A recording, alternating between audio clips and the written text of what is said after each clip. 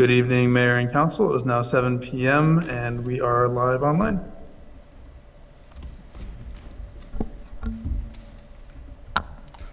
All right. Good evening, everyone. This is a workshop, which means while it's a public meeting, it's really for the council to do its planning. That means there's no public comment, thankfully. And let's just get on with our business. So, the first one on the agenda is parking requirements. And, I just want to see who's online. We've got a full house of the council except Dan, who's excused. And then the city administrator's here and online. Who do we got? From Keenan Bean, the city attorney, Nick Ward-Willis. Good evening, Mayor and council members, and Chris. And from KARC, we have Natalie Quinn, the city planner. Oh, good. Thank you both. All right. The reason I was reminded to ask is that the first item is just talking about our minimum parking requirements and kind of just a quick update on where we're at and when we think the time frame would come. Natalie, you want to do that, or you want me to start? How do you want to do it? Why don't you give us an update? I can give a brief update. I think the big update for tonight is that I'm working with Nick and with the consultants from Creighton Manning Engineering, the traffic consultants that serve the city and the planning board. We're working to just respond to the comments that kind of came out of the last workshop. There was a lot of conversation there. I think, really kind of forming around how do we give the planning board a little bit more guidance than maybe what is in the current code right now. And a framework for that is looking at the 3 buckets that the council has been talking about in terms of breaking up the parking requirements: residential, Main Street, multifamily, or commercial neighborhoods outside of Main Street. So we're working with the traffic consulting team to figure out if we can give a little bit more guidance within the code to help the planning board kind of decipher those 3 buckets. And so whether that might be adding back in some parking minimums but reduced, or keeping the parking maximums. I think we're still working through that. And then I think what we've heard from the council is support for a fee in lieu of parking. So looking at how to kind of integrate that with some of these kind of revised regulations. So we don't have anything to present to the council yet for this workshop. We're still kind of working on that, but we aim to have materials to you before the next workshop. Okay. Any questions on that? No questions for Natalie, but I think just in terms of our procedure, can somebody remind me when we have the next public hearing on this? Is it the end of this month? It is next week. Yeah. It was adjourned to March 18th. Yep. Okay. So the intent would be to adjourn it further to April 1st if you were so inclined, and we would notice that on the agenda packet cover for next week's meeting. Okay.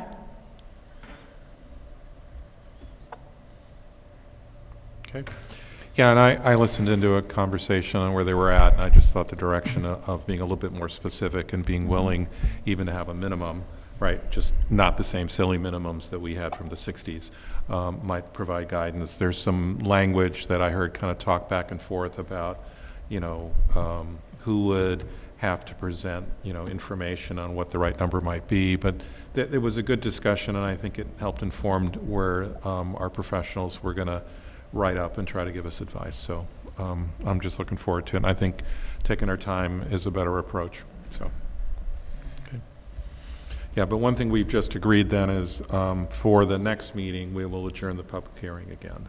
And then looks like the first week of April, I think. Yeah, I just wanted to confirm. I think that's what.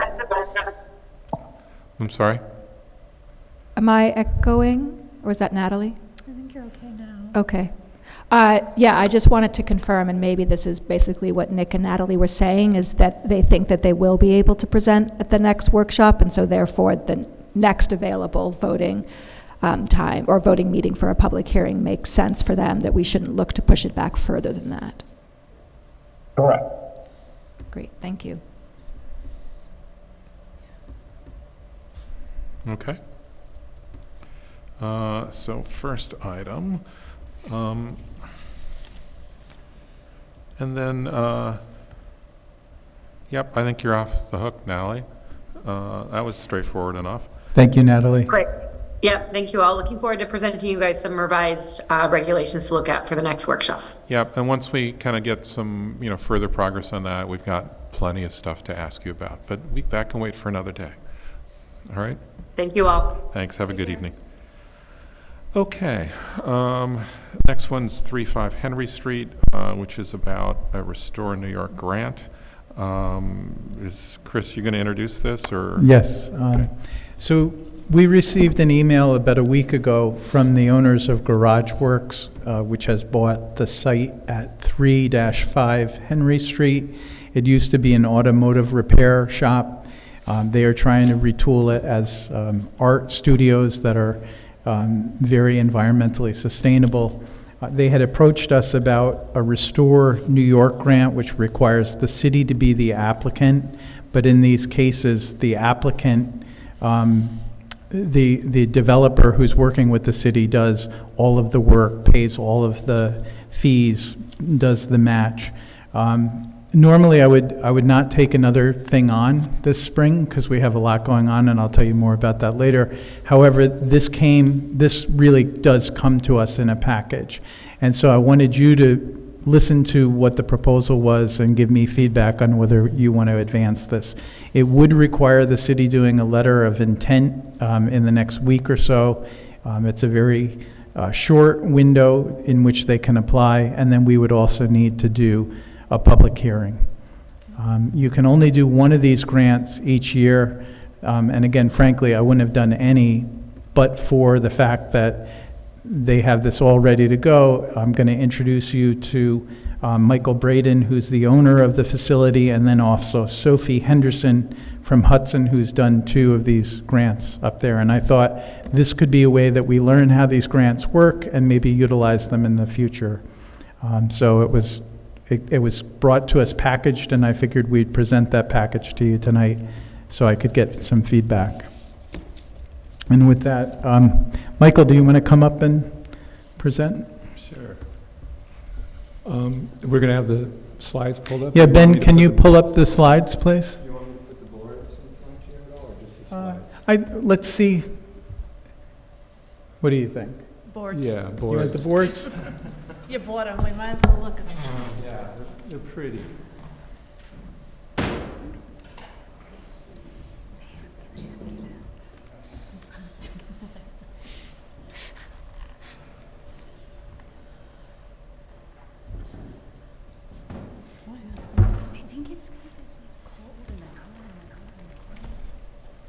And Ben, we can also leave these online so people at home can see them better. These are already in the packet. Okay. Thank you for allowing us to present this. And it's not only an opportunity for myself and the project and what we're trying to do to the community, but I think it's an opportunity for Beacon, as Chris mentioned, to help pave the way for future opportunities that I know exist within the framework of Beacon. The project has always been envisioned. I'm an artist, an architect, and I need a studio to work in. And my vision was always to do more to the community, to give back more. And this building presented itself, and I went ahead and purchased it. It comes with quite a few environmental degradation and remediation necessary, but it is in really what I feel is a perfect zone, the transitional zone, which you redesignate it. And it brings both community, local community, and the city together in this location, and is visible from Main Street, but yet not on Main Street. The idea was to create studios for working artists, and then to also have opportunities in what I call the viewing room. It's kind of a gallery-like space, but it's beyond that. It's really looking at the arts sort of holistically for really disenfranchised people that either didn't get opportunities, or they're younger, or they haven't been able to do things in the community. So there's a huge philanthropic aspect of the programming of the building, including the exterior. You can see on the Chestnut Street, I've created these large panels for rotating works of art. And once a year, maybe biannually, it depends on the programming, we're going to bring in guest curators from the city and create a fund to have high school students create works of art and put them up for the community to see. And they'll stay up for a year. And the building itself is almost 11,000 square feet. And it will have a large painting studio and layout studio that I call it the occasional presentation space, where we can do anything from a fashion show to a poetry reading, or anything creative people want to do. It's not a weekly thing. It's not even a monthly thing. It's meant, the concept here is to support the other activities that are going on within Beacon.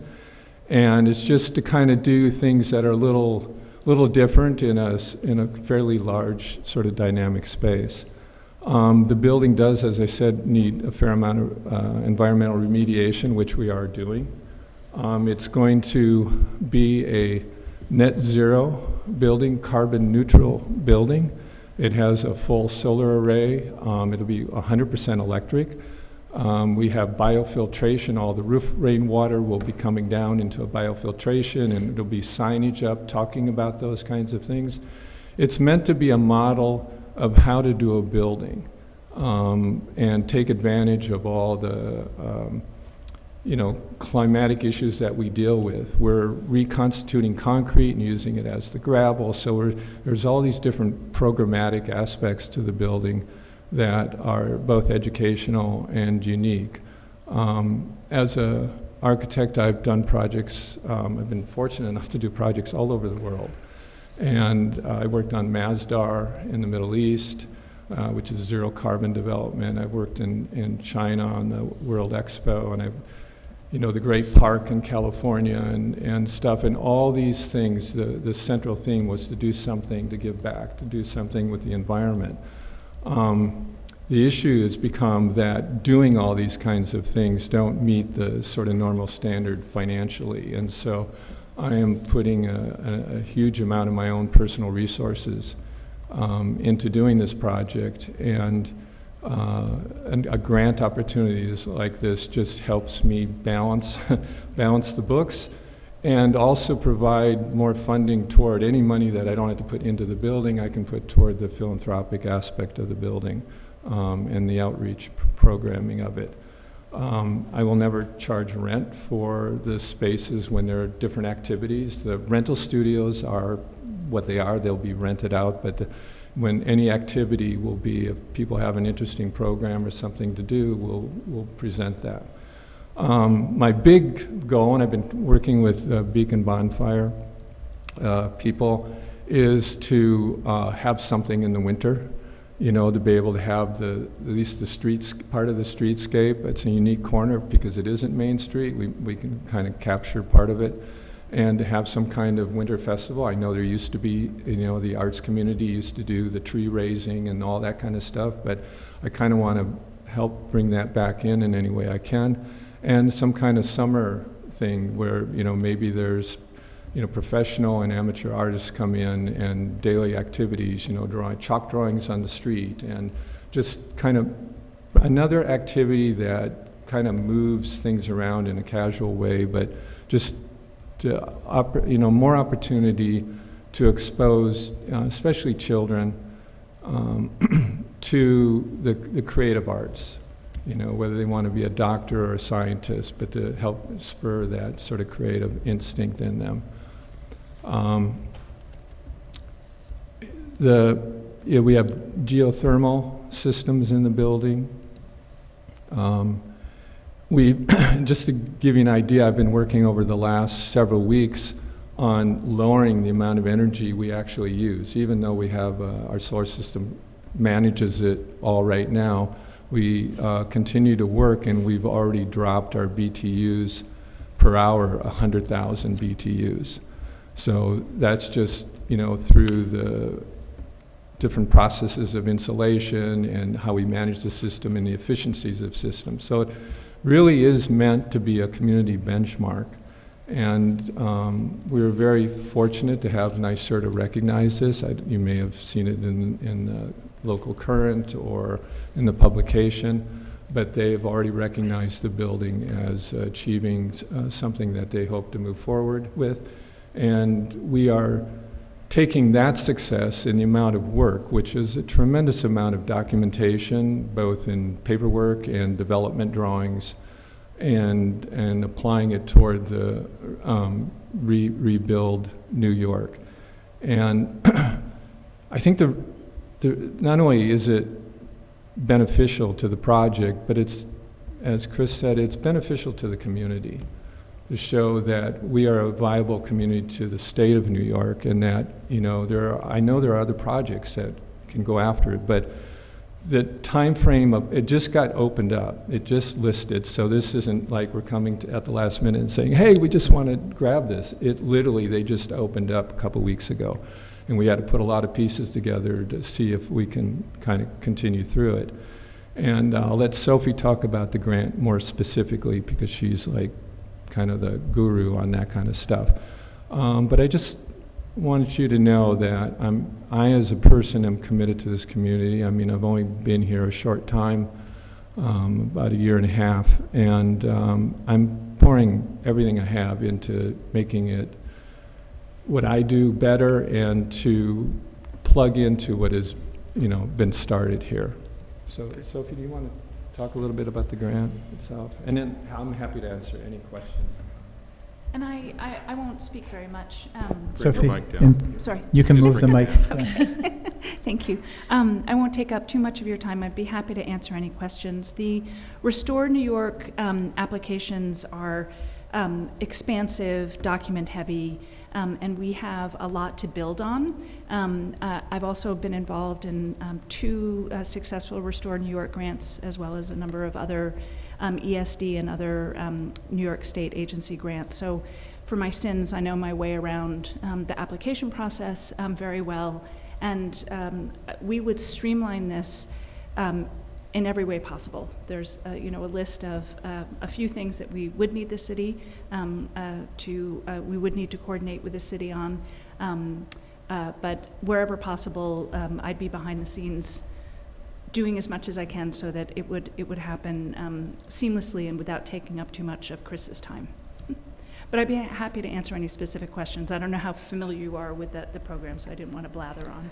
Yeah, can you give a little more voice to some, just an example or two of the things that the city would have to put capacity towards in order to make this happen? Sure. It is, as Chris mentioned, there is an intent to apply, and that's an online form that I would actually complete, and then when it's received by ESD, it would come back to the city for via DocuSign for a signature, so it's all electronic.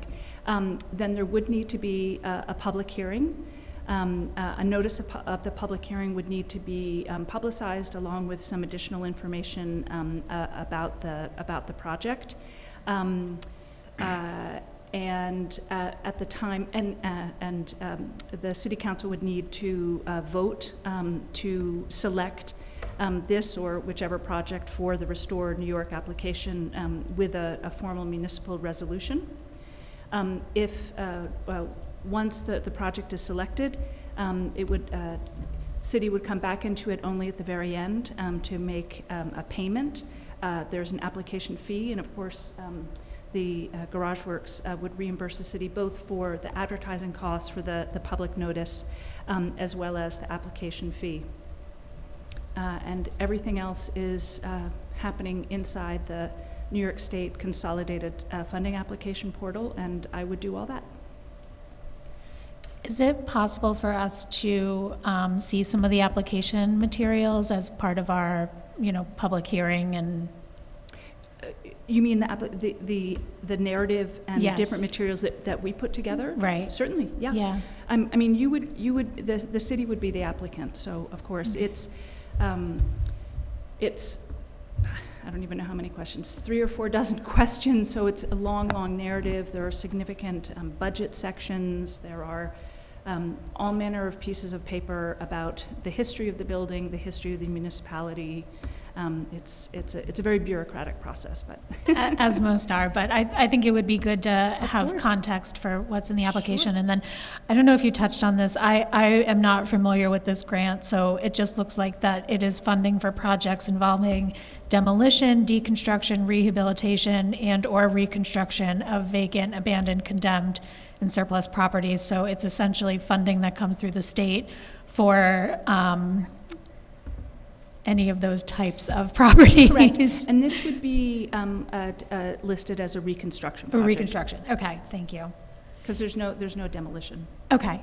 And then, Chris, my question for you, have we had any other interested properties ask us, or not properties, people who own properties, ask us about this? This is the only one that's come to No, us? in the last 3 years, I haven't had anyone approach us about it. Okay, thank you.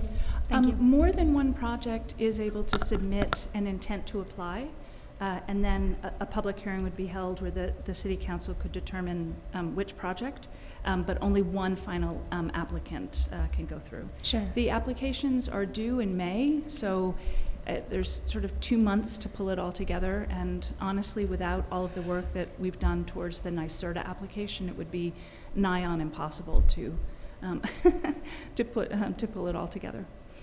Thank you. Did you say that you've done this twice before for Yes. these grants Yeah. successfully all the way Yes. through?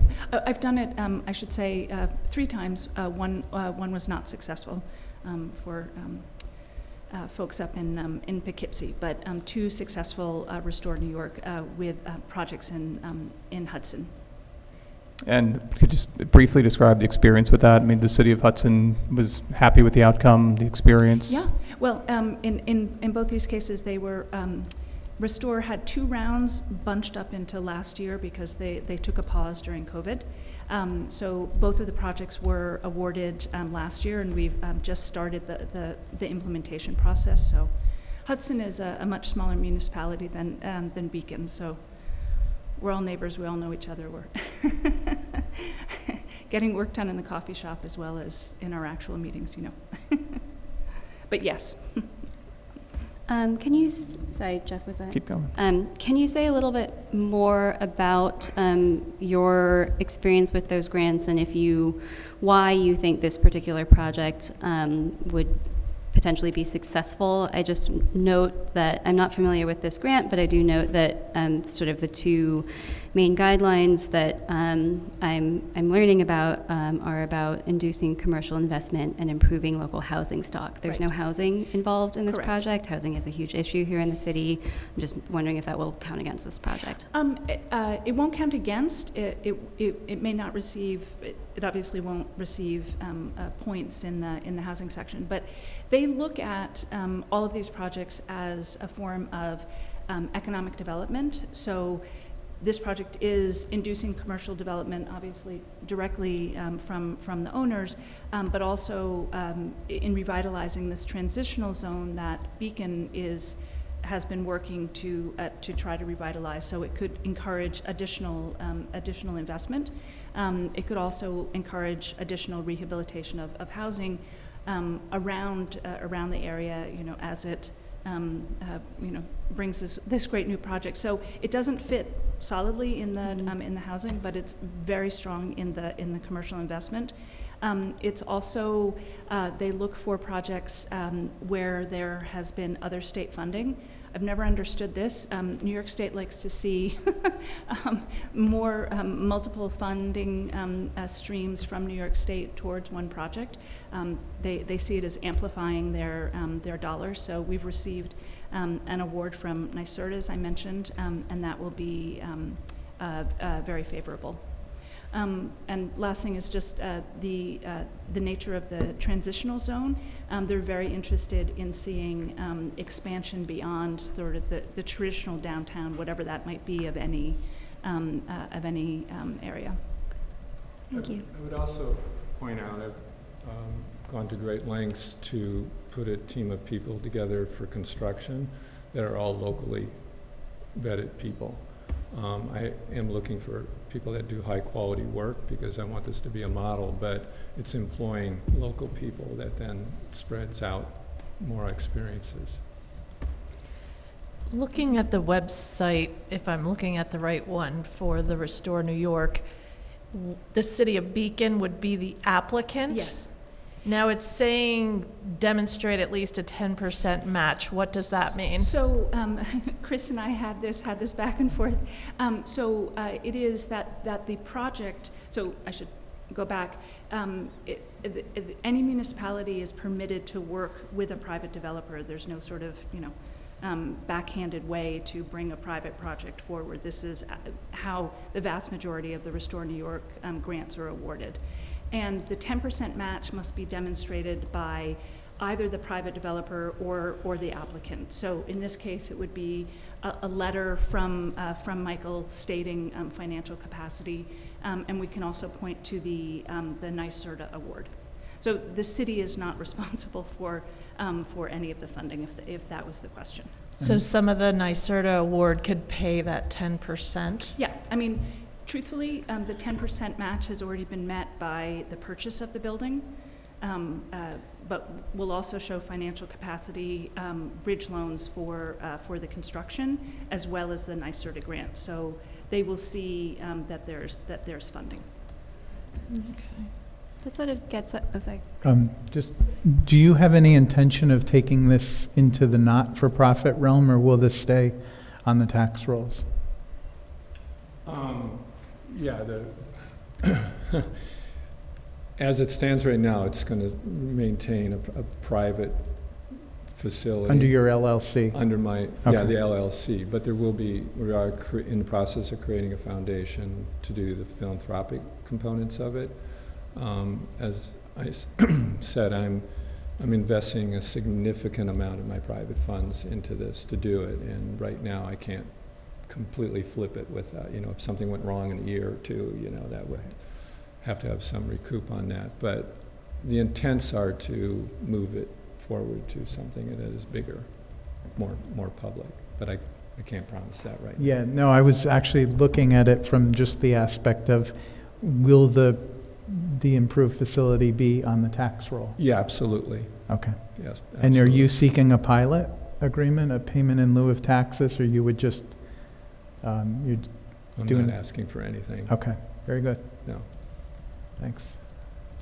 No, and to that point, I'm rebuilding the sidewalk. I'm just Sure. kind of everything around. Which is in very bad condition. Yeah, Yes. I'm planting trees that are 3 times larger than what people normally do for new projects. I'm adding copious amounts of landscape that are not asked for, just because that's what I do. But And the building is heavily graffitied as well. It just is a nondescript building in not good shape right now. I like the Audre Lorde graffiti there now, personally. But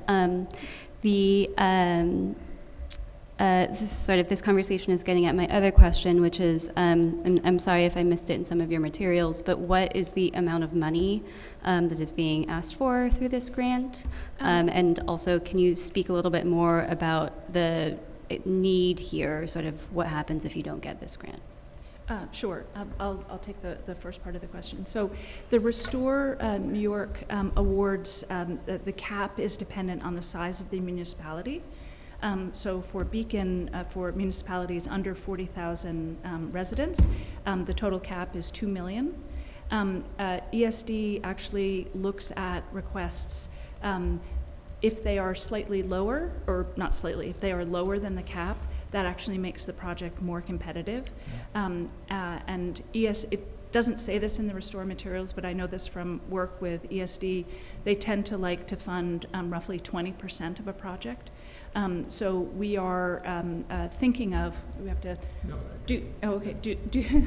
make sure I've done my math correctly, but probably making a request of 1.5 million on a total budget that is 7.3 million. Great. I know the answer, but I'll let you speak about your own money. The project is going to move forward. It's just, as you know, every couple months, things are getting more and more expensive. So when we applied for the NYSERDA grant, we had a budget, as Sophie said, something like 7.5 million invested in it. It's already gone up over 800,000. So this just helps the process move forward more smoothly. And as I said in the beginning, not like going to be pocketing a lot of money. This money I really am invested in, and I've done this. I mean, I have a whole track record. Both my wife, Carrie, and I have created foundations and nonprofits and stuff to fund the arts, theater arts primarily in the past. But it really is something that we want to do, and it's just with this growing economic climate, it's just making it harder to do that. And this grant really offers that opportunity, and it's designed to take care of a building. I mean, the whole reason for the grant is to take a building that is kind of an eyesore and bring it in some. Now, there's some interesting character about it. You know, you can look at it, you know, just like the Madame Brett property and look at it. But you have to understand, technically right now, people are not supposed to go in it because it's gassing off VOCs at a very high rate. So it's not a viable building. And most people want to tear it down, and I'm trying to hold on.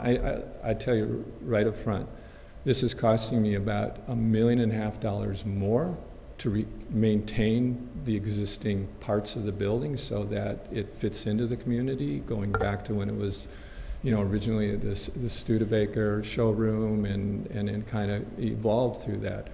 So yeah, the easiest thing for me would have been to scrape it and build a single 1.5-story building, but I'm not doing that. Did you consider housing for the project in any iterations of the design? I did, but there two issues come up with that. One, the planning doesn't want to go up in that corner, that it would receive a lot of negative energy when housing was put on that corner. And secondly, being a professional artist, there's a real shortage of high-quality spaces for professional artists to do work. And, you know, I've been looking for a temporary studio space for 1.5 years and on a wait list, and there just isn't anything. And, you know, to have a space that's heated and air-conditioned and fresh ventilation and specialty sinks and storage and all the things that artists need, and visibility is just rare. So that's kind of the direction that we moved in. Does the NYSERDA grant require verification of the neutrality, energy neutrality, carbon neutrality? Yeah, so there's a beginning phase. We are right now completing an energy modeling and audit of the design of the system, which I know we're way ahead on what our building does. And then once construction is complete, there will be an actual reinvestment into that, another, what do they call it, a live model or as-built model of the operation of the facility. And there will be a large plaque on the building that, one, thanks NYSERDA for the grant, but secondly describes the kinds of systems and what they do. I mean, at the time, I really was pressing to be a model for a completely carbon neutral, energy efficient, more than LEED Platinum building. Because I know the planning department, I don't know the city council, although I know you've done some amazing work here, but I didn't know some of the directions that you were going. But I know that's been a really important part to get more developers to do that. And that's what I'm trying to do. I'm kind of one of those odd people that are I'm just trying to make a great project. You know, that's the bottom line. Just to be, oh, go ahead. And NYSERDA reserves the right for 5 years after completion to come back and do testing. And that's what I was wondering about. You talked about modeling up to build, but then I was curious about what's required afterwards. There's no formal reporting after. The final report after the project is constructed is very extensive. There's also something called a replicability report, which is pointing to what Michael's talking about, how this project, or any project, can be a model for other kinds of construction. The as-built energy model is very extensive, and they use that as a benchmark, and they can come back and do additional testing. They can also do testing on it remotely by checking in with the solar provider and the geothermal provider, so they pay attention, as well they should. Are you using any rating system for, you said you wanted to go beyond LEED Platinum, but is there any rating system that you're utilizing for this? I mean, I've just been involved in these projects forever, so I'm just doing more than what they require. No, I haven't, and the reason is it's a very onerous process, and the scale of this and the speed at which we're trying to go, they just don't line up. NYSERDA requires that the energy savings be 20% above code, and they use the ASHRAE benchmarking process, but this is going to be significantly more than, or probably more than 20% above code. That's what they're looking for. And so the education benefit to the community, for the building community, this is just a demonstration project. You have no formal kind of education program, anything? I know you said about using local construction teams, but is there anything else that you could do to have influence?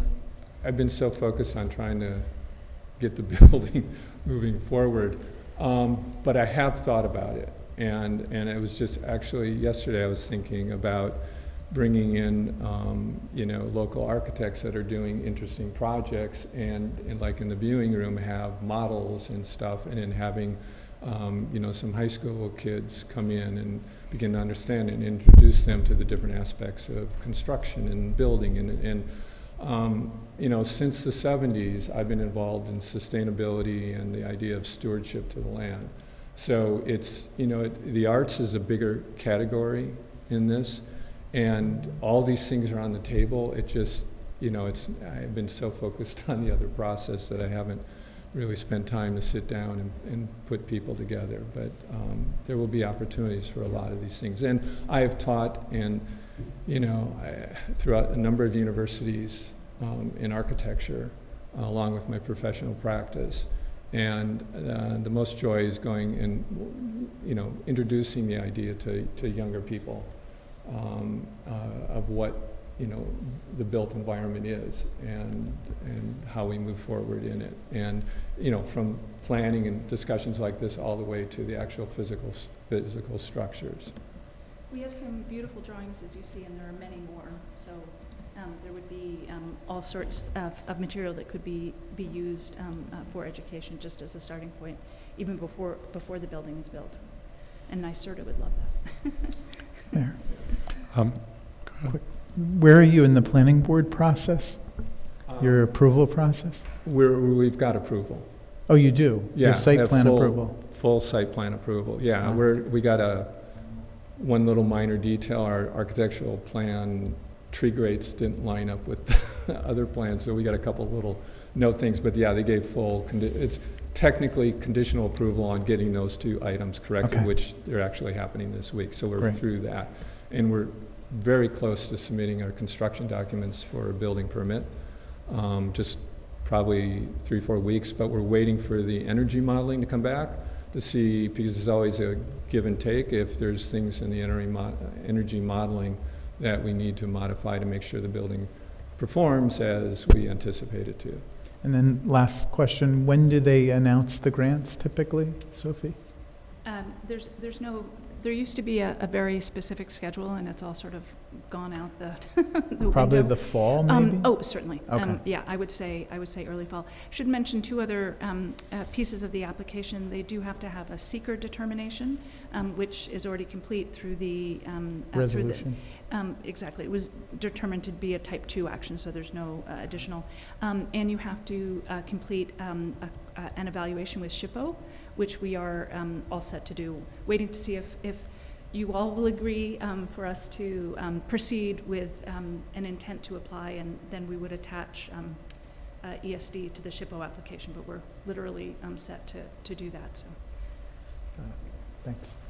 So let me just suggest, I know that it's a very interesting project. Our role is fairly limited, right? We're just debating whether, we want to do the support element. Anything else? I will add a historical piece, but I just want to see if the council has anything else. My question is sort of maybe comes after what you were going to say, which is this seems like a really wonderful project. Appreciate all of the time and intention that you've put into this. My question is more, I think, to Chris and Lee and the rest of council about how we want to approach the prioritization of projects like this, of grants, if we want to be proactively in the future, making sure that folks are aware that these grants exist, and sort of how we want to prioritize which projects like this we take on with the extremely limited capacity I know we have. Mayor, do you mind if I try Sure. that one? So for this, this is kind of a test of this grant. I saw it as an opportunity that didn't demand any of our financial resources, very little of our time, in which I could actually see how the grant works from people that have already packaged this and then already administered other grants. It could lead in the future to a call for projects each year when they do the restore. I wouldn't do that of my own volition right now with all that we have going on. However, since they brought it and they have experience with it, I saw it as an opportunity to figure out how the grant works. Certain grants are usable and other ones are more difficult to use. So I wanted to get the experience under a belt for trying the grant, and then we can assess where we go next year. Maybe you do a call for projects. Yeah. But again, I didn't even know about the grant. I've seen it on websites, but I didn't know how it was in any way really germane to what we're doing. A lot of our blighted sites have already been cleaned up. Mm-hmm. This is probably one of the few that's left. That But was a I little, would, sorry. go ahead. Yeah, that was a little bit my question. Like, what are the other sites that we think exist in the city that this would be helpful to support through this grant in the future? So let me suggest that conversation is more appropriate as a debrief from this process as opposed to whether we're going to do this process. Yeah, because Right? 'Cause we'll learn more we'll about it. We're going to learn a lot, and we'll go through it, and when it's through, let's have a conversation just like that. Is that all right? Sophie, would you mind sharing the names of the two projects that were successful so For we can Restore? take a... Sure. Yeah. One is in Restore Round 6, is the Crescent building. It's the Crescent Garage. And in Restore Round 7, it's the KAZ redevelopment project. And were those housing or community investment projects? The Crescent Garage has some apartments. It's primarily office and exhibition space. And the CAS will not have housing. So what was the full name of the CAS one again? I just missed it. CAS redevelopment project. CAS, thank you. Sure. I'd be happy to send you information on both of them, if that would be helpful. Yeah, I would love to see Okay. that. Thank you. I can send it to Chris. Yeah, I have the question behind my question is I see that there's an emphasis on economically distressed communities and the idea of blighted, and these are things that has been indicated no longer apply to Beacon, and so I appreciate we might want to test it anyway and see what happens, but making sure that we're reaching out for grants that actually fit what we think we're likely to get. Beacon is, as you know, and should be proud of, is not considered an economically distressed community from New York State's perspective. So, whereas Hudson is. And it should add, you're looking at the guidelines, but as you see, the projects, the buildings need to be vacant or abandoned or blighted. It's not, renovation projects of buildings that are in use. I mean, there are other grants that can do that, you know, other traditional capital grants, but the Restore is for restoring. Thank you. And we thought, again, if we can argue to the state about something, it's the, you know, we're building upon the art community here that really, you know, brought in DIA and then built on DIA. We haven't had a lot of luck with ESD grants because we're not blighted. We're doing, in some ways, our success has been a detriment to getting grants. So I wanted to figure out, I mean, if we have a shot, somebody that has already done this twice is There are, as you know better than I do about this, there are, New York State has investment zones. They used to be called Yes. opportunity zones. And there are 4 in Dutchess County and 2 are in the city of Beacon. And they are, I'm sorry, I don't know They my extended geo- to the city of Beacon, right? They're Yeah. coming out from Fishkill in, right, I recall, yep. Up there. Yep. I don't have my bearings. So this site is not in either of those, but it's very close, as you know. It's about a block off of one of them.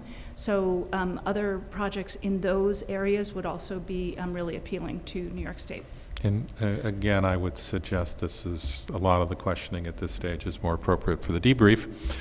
Sorry. But no, I'm just good. trying to move the council along. Yep. And, you know, without trying to say, you know, I just want to say if there's any other questions, so. I just wanted to ask one more thing. From your experience, you know, I'm looking at that buildings that are vacant, abandoned, condemned, surplus. How long vacant could they be? You're not sure? Well, no, it could be anything. It's Okay. really, you know, what it was in the community and what it has meant that the building has been empty. So in some cases, that's for decades. In other cases, you know, it's sadly something that closed during the pandemic, and they're desperately trying to reopen it. So it's... Okay. Thank you. The one historical note I'll offer is that particular building was part of my first term on the council in 1994. It's behind Catherine Street, which, you know, as you know, Jeff, it's at the end of your block.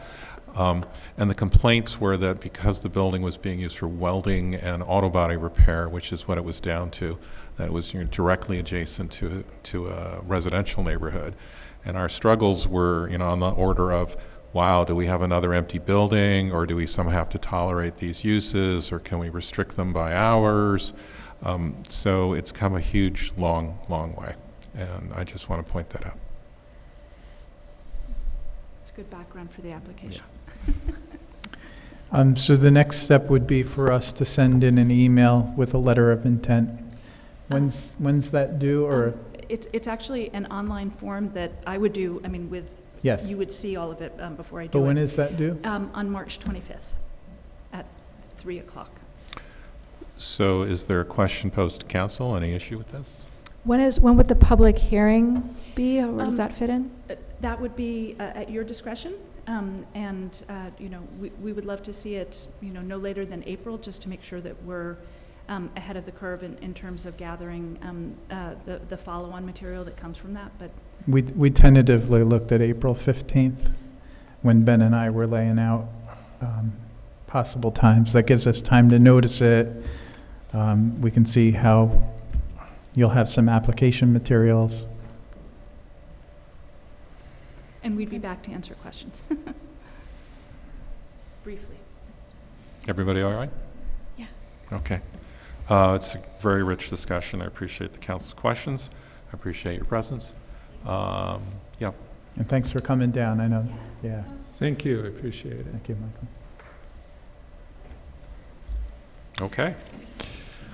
Next one concerns a lot called 45 Beekman Street, and it's a lead agency designation, right? Meaning there's something involved and, you know, who's taken lead. It's usually the planning board, and Nick, you're going to tell us that's who it is, right?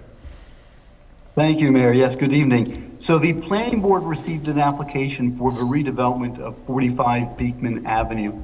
The application before the planning board is for site plan approval, subdivision approval, LWRP consistency, the local waterfront revitalization plan, and a certificate of appropriateness. So 4 matter items are before the planning board for this project. The applicant proposes to demolish what's existing at 45 Beekman and replace it with 2 4-story mixed-use buildings with commercial and residential space on the residential amenities on the first floor, together with about 64 apartments on the upper floors, for a total of about 4,000 square feet of commercial space, and as I said, 64 apartments, including compliance with the city's affordable workforce housing local law. There's also a proposed total of 83 off-street parking spaces. So this is an action that is an unlisted action under the State Environmental Quality Review Act, so it will be reviewed under SECRA. And the planning board has identified what are referred to as interested and involved agencies.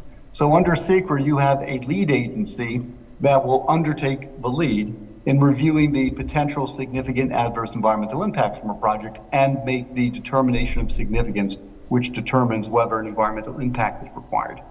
That is, as the mayor said, and as the board, council may recall, is typically the planning board. If you're not a lead agency, you're either an interested or an involved agency.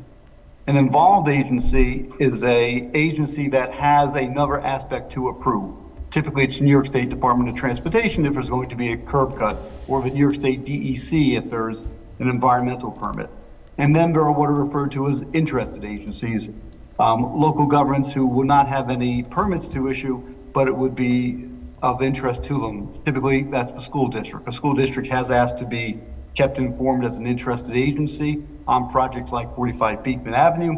So the planning board issued a notice declaring its intent to be the lead agency. The planning board said, we've received the application. We have 4 items that we need to approve. We think of all the other agencies, the involved agencies, we think we have the expertise and and we should be the lead agency. So once they issue that determination, they are required to send that notice of their intent to the other involved agencies. And only involved agencies have the right to object and say, no, we want to be the lead agency. That rarely happens, because if there's a dispute between lead agencies, one of them has to then withdraw their intent, or the New York State Department of Environmental Conservation regional administrator would then issue a determination as to whom they believe, after hearing from the parties, would be the lead agency.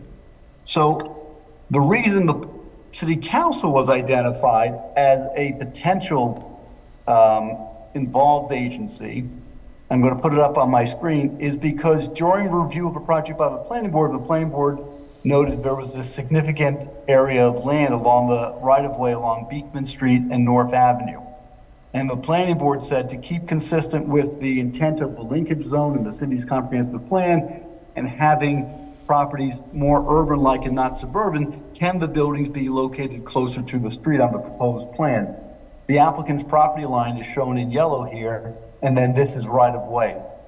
Presumed on this side to be owned by the state, and on the Beekman side by the city of Beekman through urban redevelopment. The applicant has undertaken a title report to determine who is the owner of the right-of-way in those 2 areas. And if it's identified to be the city and the state, there would then be discussions by the applicant with those agencies to see if the ask from the planning board would be achievable to bring the buildings closer to the street and make it a more attractive aesthetic urban city streetscape than being set back that distance from the street. So the only potential for the city to be involved would be to approve the sale of any property should it happen. Again, you're not saying you will sell it. It's just that at this early stage of the process, the law requires that any agency who might be an involved agency be advised that they have the right to object and become the lead agency. So the only question, and this, whatever the answer is, doesn't create any precedent or any with respect to other projects or bind you with anything involving whether you wish to sell or not sell the property at a later point should it be deemed to be city property. So the only question before the council is, do you object to the planning board becoming the lead agency and undertaking the environmental secret review of this project?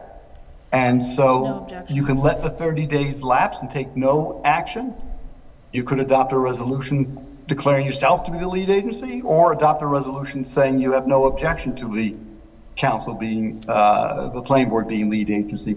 Past practice of this council for historical purpose has been to defer to the planning board's request, take no action and not adopt a resolution, but rather just let the 30-day period expire. Because the law says if after the end of the 30-day period, no one has objected, then the planning board would become the lead agency. So I apologize for that lengthy display, but I wanted to make sure I gave you a comprehensive overview. certainly comprehensive.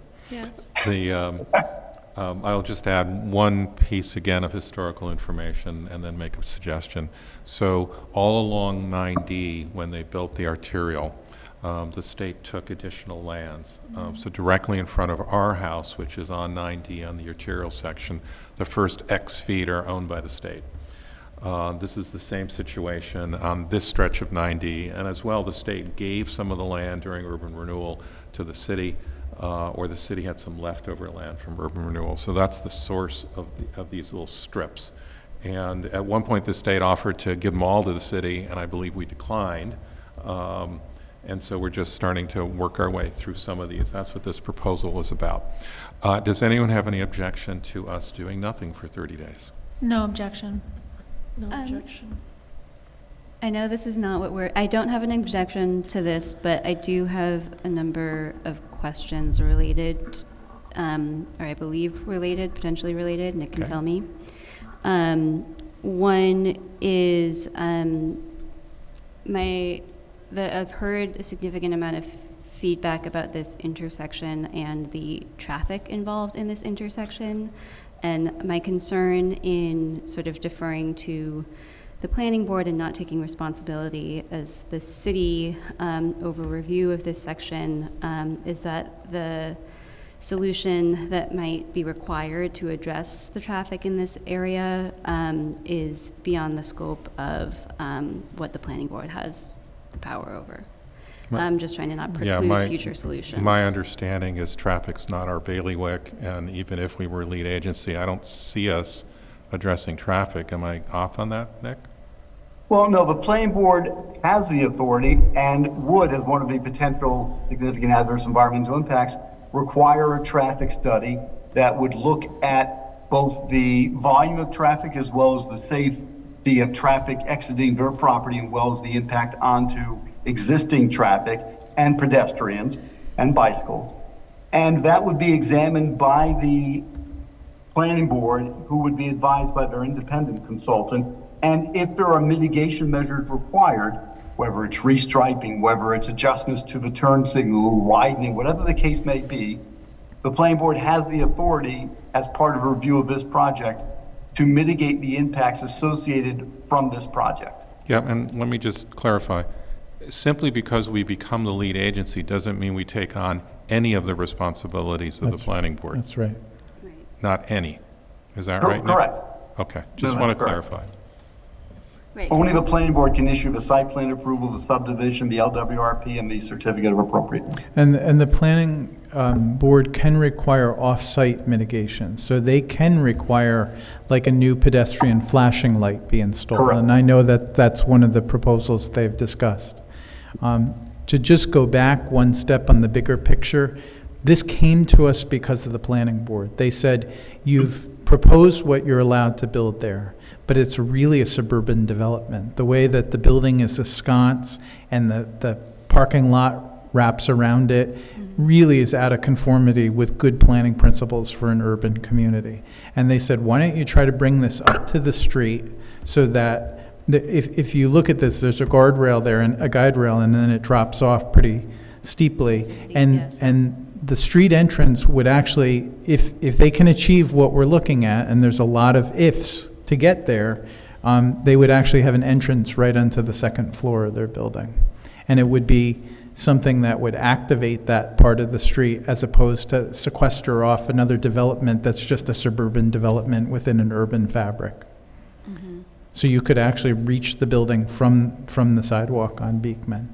That was the whole thing. So we asked them to do a survey of it, to do a title report and come back to us. At some point, we would come back to you to say, we either agree or we don't agree that the property is needed for public purposes, and we'll come back with a recommendation of whether or not we sell it for the market value or not. Right.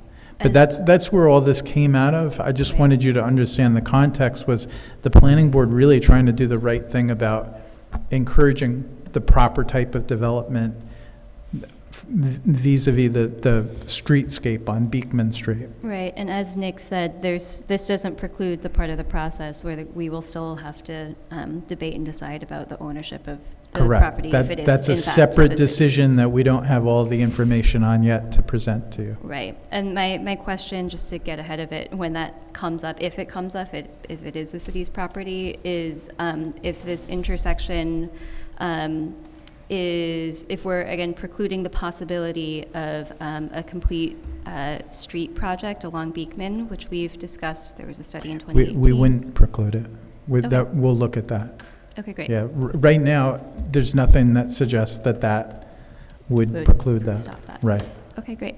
That was the first thing I looked at.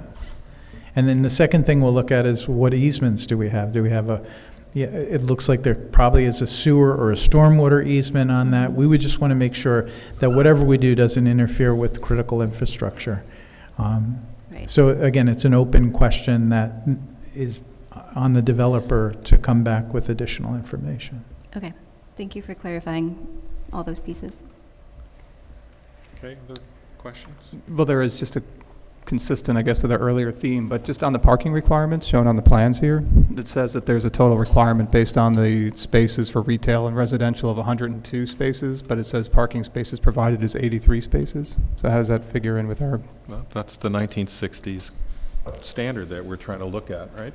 Don't ask me, that's for the planning board to sort out, right? I mean, I don't think we have much, either say or authority in that. But if we reset the parking requirement, it could be that it suddenly becomes, compliant to do 83 spaces for 64 apartments and however much commercial space. But as it is, it's not compliant. Right.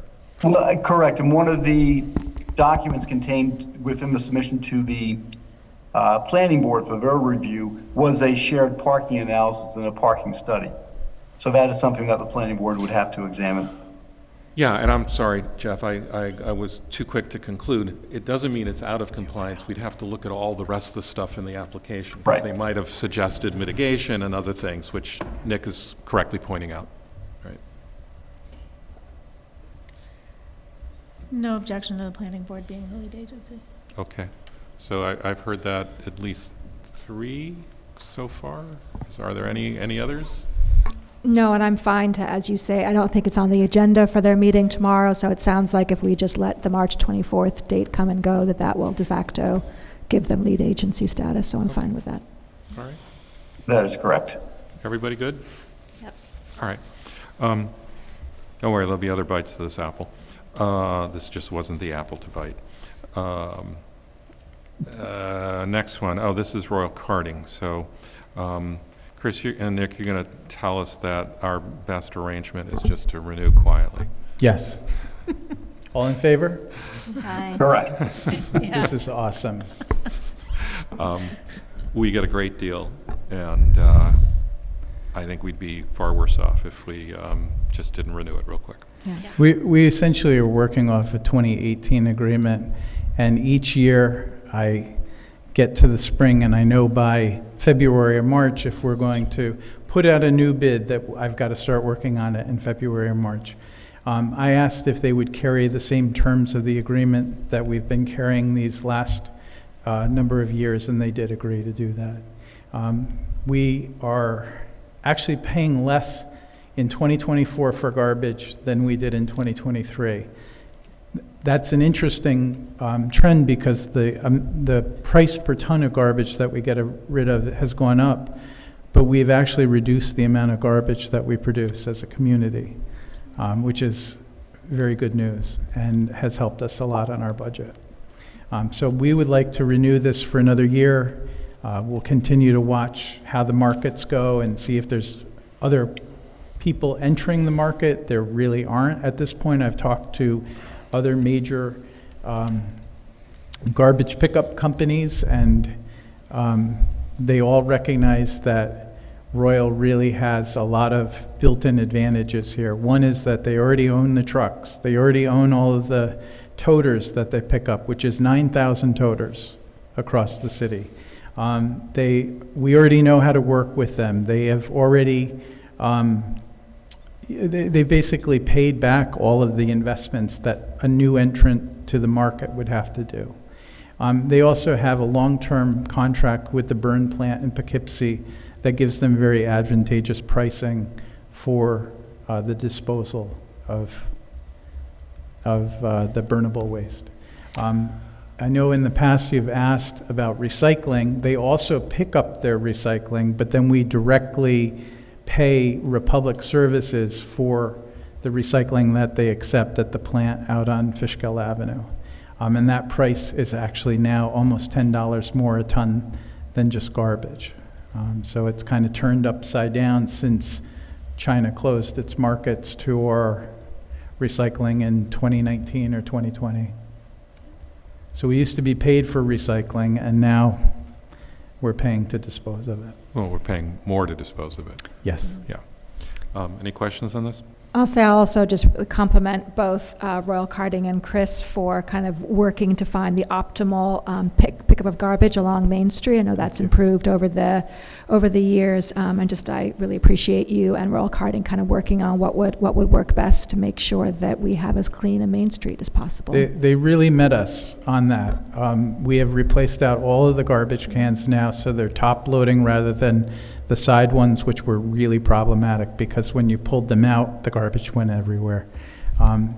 We also added Saturday and Sunday pickup, and that's been really important. And then on Mondays or the day after a holiday on Monday, we do have staff just go down Main Street and tidy it up. And, you know, it's really addressed the litter problem that we had on Main Street. Any?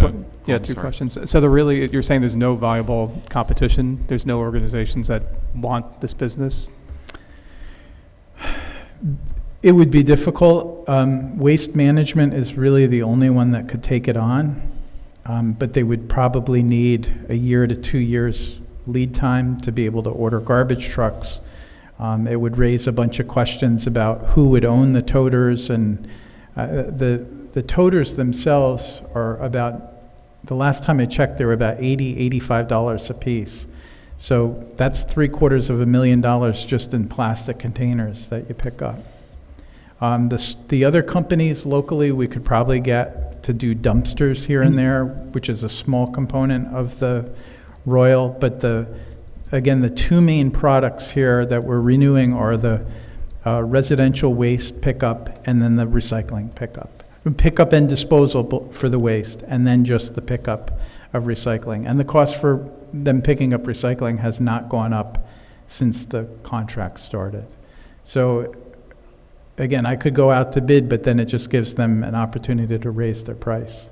And we've done this now, I think, 3 or 4 times where we extended the contract because we know we have a good deal. Our cost has only gone up because of the cost of garbage disposal, but over the last 5 years, our costs have only gone up 8.9%. And again, for reference, we had a CPI, a consumer price index, over 7% just in one of those years.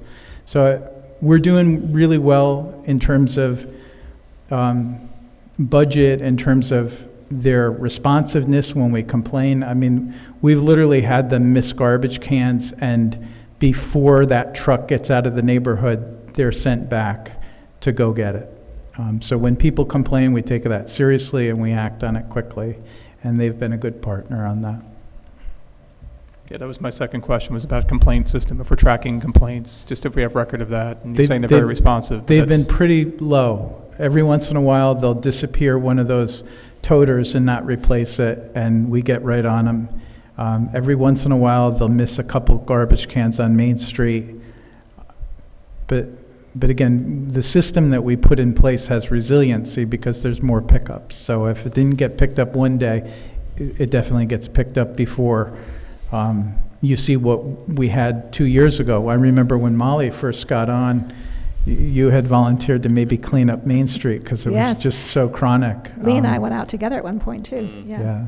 And so you don't see that now. Like, No. I mean, there's a little bit here and there, but the street sweeper gets the stuff in the street and, And I've seen city staff out on the mornings when I'm out I have taking a to. walk. So, Yeah. yeah, it's and it's good for them to see it too, because there's other things that come up that they can then address. Okay, enough trash talking? Just Oh, okay. to clarify, are you tracking the complaints? I mean, is there a quantification of complaints, or like generally too, I guess, for the city? The wide? highway department deals with it. I could probably get a list of the complaints. I'm not personally tracking it because it hasn't been, I don't go looking for things that are broken. They usually come to me, and this hasn't been broken. It was a couple years ago when we didn't have the Saturday and Sunday Yeah. pickup because every Monday, every can on Main Street, particularly on the west end, was just overflowing. Yeah, that's an exaggeration. We actually know which cans were overflowing, which cans were not. yes, we do. So- We have some data, Jeff, but it's a bit old now. Yeah, I mean, there was a period of time where we were getting emails almost every other week during the summer about, Yes. complaints about the trash on Main Street. So I'm glad to hear that that's not the case anymore. And if you don't know about it, I think Yeah. that means that it's probably, not as highly prevalent as it was in the past. Yeah, it's just more of a general question about our metrics tracking. You can't, you can't manage what you don't measure, that old adage. So I was just curious about what we're doing in terms of tracking complaints, generally, not just about trash. Hmm. I can see what Highway's doing. It'd be good to know. Yes, but I would also provide you the direction of pick your battles, right? Let's worry about tracking the ones that we're concerned about as opposed to trying to track everything right away. Okay? That's the only direction I'll offer you. Yes. Well, there are good tools for doing tracking. I'm city just saying. systems and the like, so. Right. I don't track the pennies on our budget, but I do track the big ones, right? And that's, I think, what we're all saying. And our capacity to do that going forward is improved now that the council 2 years ago in the budget approved an administrative assistant for Highway, which oversees these garbage contracts. We finally moved that person full-time over from the building department in January. So I can see what mechanisms they might have for tracking that.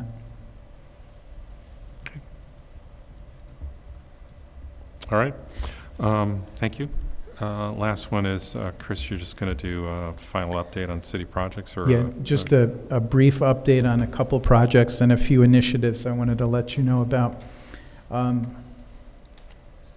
our capital program 2 and 3 years ago, we approved funding for the West Main Pump Station and Force Main. I wanted to let you know that went out to bid 2 weeks ago, and the bids are due back March 21st.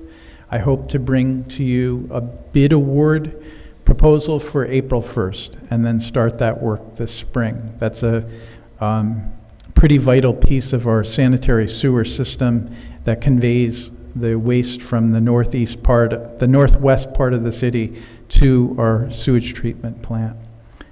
We also put out to bid last Monday the Fishkill Teller Avenue project.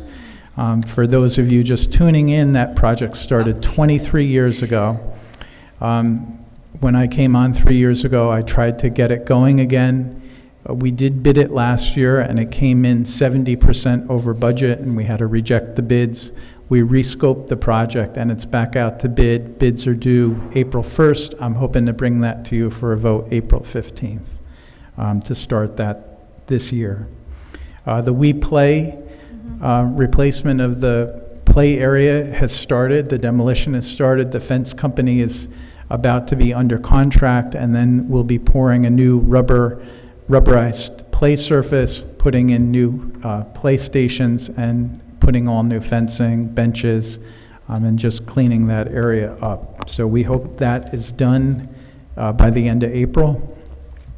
Our recreation program and tree committee announced a program by which homeowners can buy heavily discounted trees that are 7 to 10 feet in height and 1.5 to 2 inch caliper. So these are good sized trees, not little ones like DEC sells.